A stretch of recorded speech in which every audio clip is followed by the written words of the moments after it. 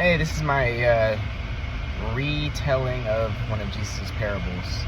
I'm going to start it off with a farmer. A farmer plants trees. He planted about 100 trees that were apple trees.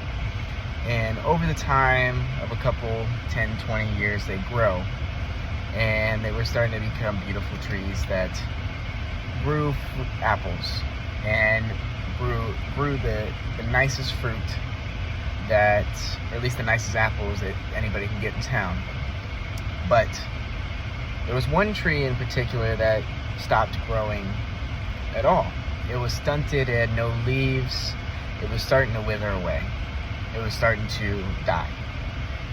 And instead of the farmer saying, hey, I have 99 trees that will produce great fruits, he stopped and said, why is this tree dying? Over the time, the farmer took very good care of the one tree. He protected it, he gave it all the nutrients it needs, everything he could to bring it back to life. And over a year or so, the tree eventually came back to life, producing fruits. He celebrated over this because not only did he not lose the one tree, but now he had all 100 trees. I think this takes a deep dive into us as people, of Jesus being the farmer, of not giving up on us even when we are starting to wither away and we are starting to die to our own sins and flesh.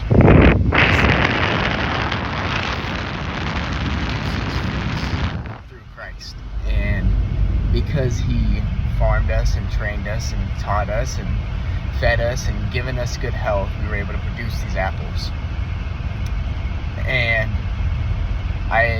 what says a lot is the tree that did not produce fruits had no value compared to the 99 that were producing fruits.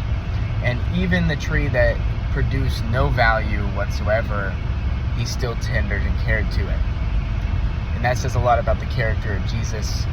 Even though we are broken and we are withered away, we are not good, we're not capable of doing anything good, he still cares for us enough to teach us. And through him, we are able to produce those good fruits, only because he came back and he cared for the tree, and he loved the tree, and he continued to try and save the tree from death. And that's a big toll on us. I mean, he literally keeps us from dying. He is the life, and without him, we would be trees that withered away. And a part of that salvation is just amazing to see.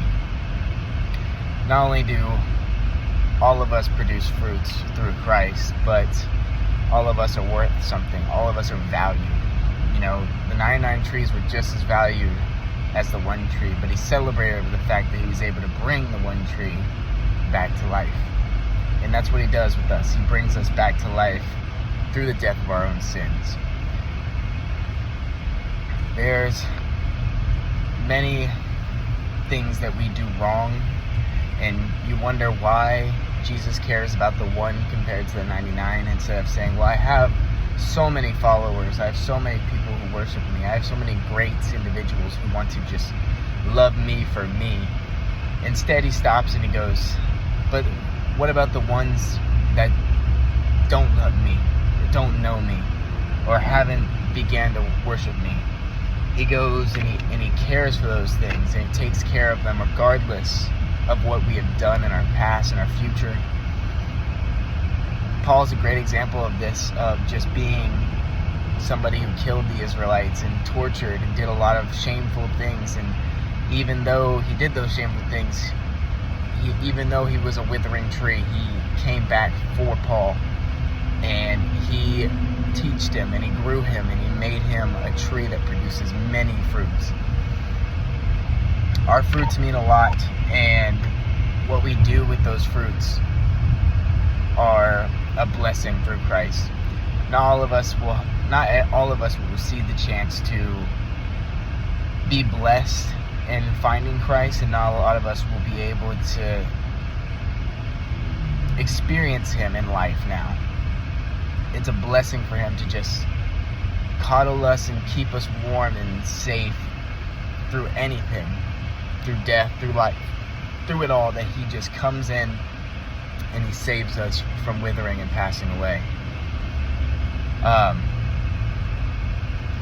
So thank you guys so much for this presentation.